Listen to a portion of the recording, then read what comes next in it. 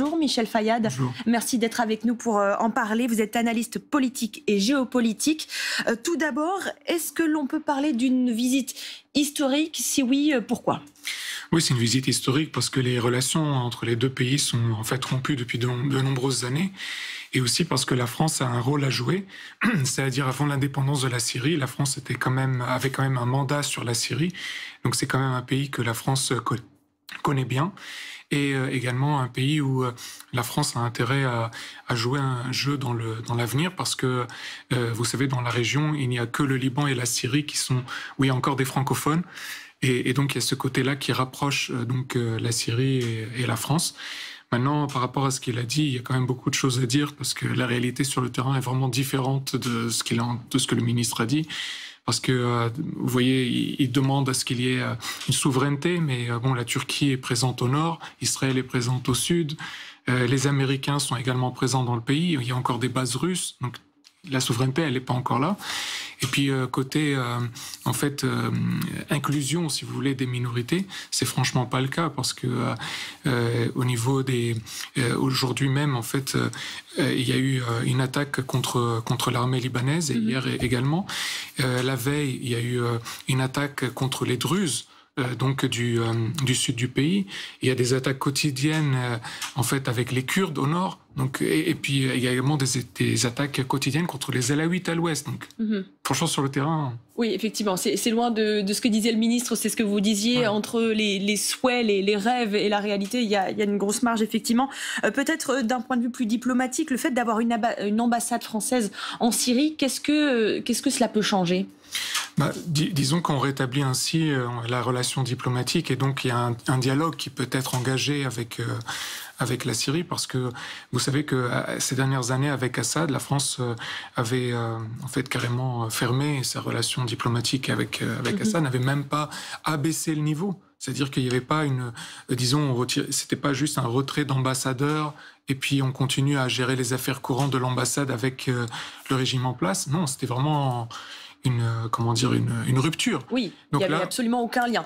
Là, exactement. En tout cas, on est en train de rétablir un lien. Et ça peut clairement changer la donne d'un point de vue géopolitique.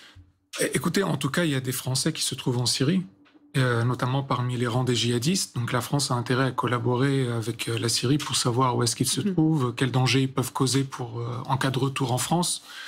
Le grand problème, c'est que l'interlocuteur lui-même est un djihadiste. Oui, donc, c'est ce que j'allais dire. Le but, là, c'est de faire connaissance, mais pas seulement. C'est aussi de jauger quelles peuvent être les intentions de ces nouveaux chefs, de cette nouvelle coalition. Ça va être ça aussi l'enjeu ? C'est sûr, mais il a quand même... Joulani, le nouveau chef syrien, a quand même envoyé des signaux assez négatifs. Par exemple, il a dit qu'il n'y aura pas de constitution avant 3 ans, il n'y aura pas d'élection avant 4 ans.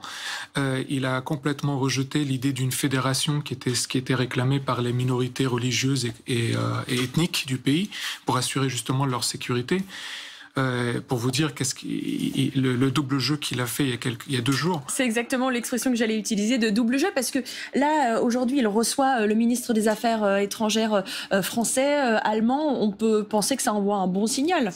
Oui, d'ailleurs, si vous avez vu les images, il n'a pas serré la main de la ministre des Affaires étrangères allemande. On l'a remarqué, et effectivement, on s'est fait la remarque. Ça en dit long aussi sur l'état d'esprit ? Bien sûr, ça vous montre que en fait, l'idéologie est toujours la même.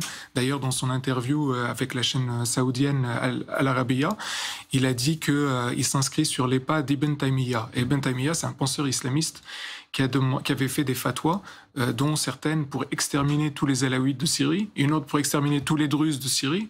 Donc ça, c'est quand même pas tellement optimiste. Enfin, ça n'envoie pas des signaux optimistes. Est-ce que toutefois, nous, la France, on a intérêt quand même à discuter avec eux ? Est-ce qu'on peut avoir une influence sur tout cela ? Écoutez, moi je pense que la France devrait mettre la pression sur ce régime-là pour justement qu'il fasse en sorte qu'il y ait une fédération, et qu'il y ait une fédération au plus vite. Parce que c'est le seul moyen qui pourra protéger les minorités religieuses et les minorités ethniques. Parce que sinon, il va continuer à imposer ses desiderata. Par exemple, il a constitué un gouvernement qui est exclusivement de son organisation HTS, et quand on lui a demandé, c'est pas tellement démocratique de faire un gouvernement avec une seule couleur, disons, et il a répondu oui, c'est par souci d'harmonie. Alors si on va pousser la démocratie pour quelques années par souci d'harmonie... Et peut-être juste sur le symbole que ça envoie là, on est sur un ministre français et allemand. Est-ce que derrière tout ça, c'est l'Europe au final qui s'intéresse à la Syrie? Oui, bien sûr. D'ailleurs, dans les premières discussions qu'il y avait eu sur la Syrie il y a quelques années, la France et l'Allemagne voulaient déjà montrer en fait une unité d'approche vis-à-vis de la Syrie. Donc là, c'est sur la même lignée de vouloir montrer cette unité face aux nouveaux interlocuteurs. Mais quand même, il faut quand même absolument que la diplomatie française et allemande ne se leurre pas en fait dans ce qui est vraiment le personnage. Il a montré énormément de signaux négatifs, même il y a quelques jours. Il a dit qu'il y a le ministère de l'Éducation syrienne qui a émis en fait une nouvelle directive pour remplacer en fait tout ce qui était laïque par des choses islamistes et également éliminer de l'histoire de la Syrie tout ce qui pouvait être négatif sur les Ottomans. Et les Ottomans ont quand même, c'est-à-dire les Turcs finalement, ils étaient présents pendant 4 siècles en Syrie, et d'ailleurs au Liban aussi. Ils ont commis énormément de massacres de minorités, énormément de massacres de Syriens en général. Et donc, c'est quand même un signal assez négatif de vouloir éliminer 4 siècles d'histoire du pays et 4 siècles de souffrance. Et la Syrie qui n'est au final pas vraiment libérée, c'est ce que vous nous dites, en tout cas ce que vous pensez. Oui, enfin, vous voyez bien qu'au nord, il y a les Turcs, il y a encore, comme je le disais, les Américains, il y a les Russes, il y a les Israéliens au sud. Donc, et puis lui, finalement, même, ça veut dire par rapport à son organisation, il a des gens qui viennent, il y a des Ouïghours, il y a des Ouzbeks, il y a des Kazakhs, des Kirghizes, des Tadjiks, des Turkmènes. C'est une internationale djihadiste. Donc, ça voudrait dire qu'on pourrait avoir un scénario comme en Afghanistan, au final? On pourrait avoir un scénario comme en Afghanistan, on pourrait avoir aussi un scénario à l'irakienne. En fait, vraiment, son idéologie est la même. Il essaye de montrer une certaine, un peu patte blanche, parce qu'en réalité, il espère que les sanctions vont être levées. Parce que si les sanctions sont levées, alors c'est une manne financière qui pourrait rentrer dans le pays. Il a besoin d'argent pour consolider son pouvoir. Il veut le départ des Américains également pour mettre la main sur le pétrole syrien. Eh bien, merci beaucoup, Michel Fayad, en tout cas, d'être venu en parler, d'avoir pris le temps de venir en parler avec nous sur ce plateau. Nul doute que l'on continuera à parler de cette situation en Syrie dans nos prochaines éditions. Merci beaucoup. Merci à vous.